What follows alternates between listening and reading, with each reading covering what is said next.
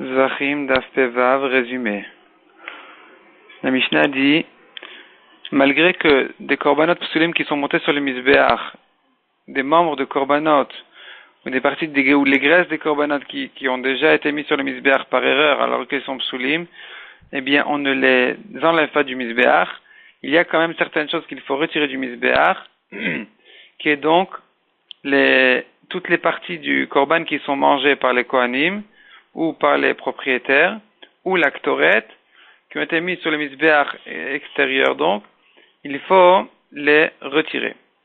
Ensuite, la Mishnah touche un nouveau sujet, qui est les parties du korban, qui ne sont ni la chair ni le sang du korban, mais les os et toutes les parties qui peuvent pas être consommées, les os, les sabots, etc.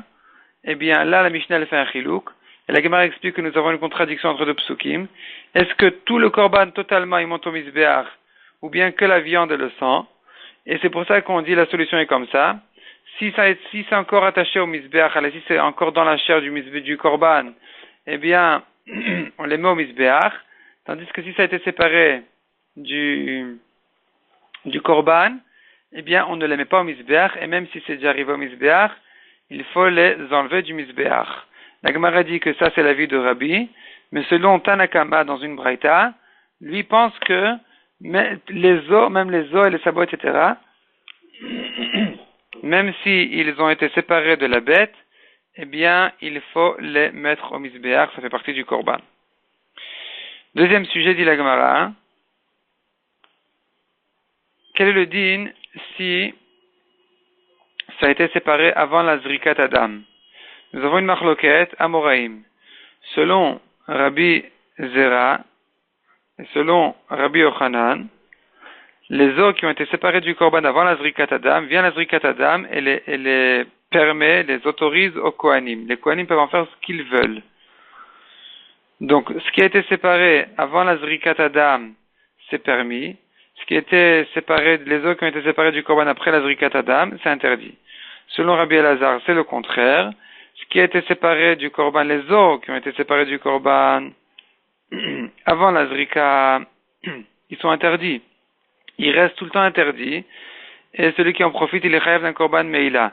Ce qui a été séparé après la zrikat adam, minatora c'est permis, et midrabanan c'est interdit.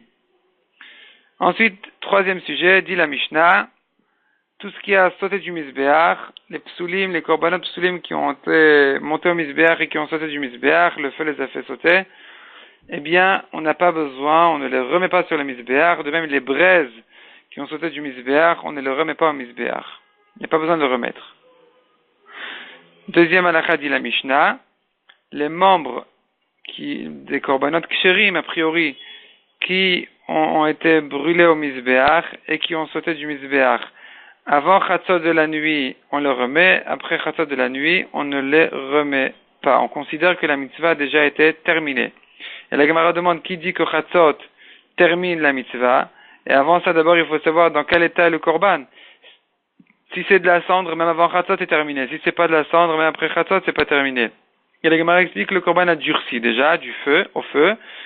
Et donc, vient Chatzot et considère que ce korban-là est terminé, ça y est.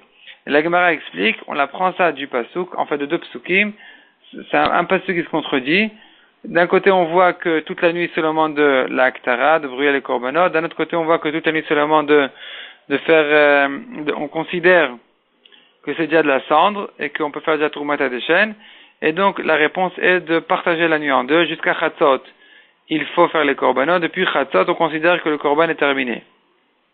La Gemara dit que cependant, la Troumat Hadeshen, elle ne devait pas être faite forcément à partir de Chatzot. La preuve, c'est que pendant les Chagim, on le faisait même avant Chatzot.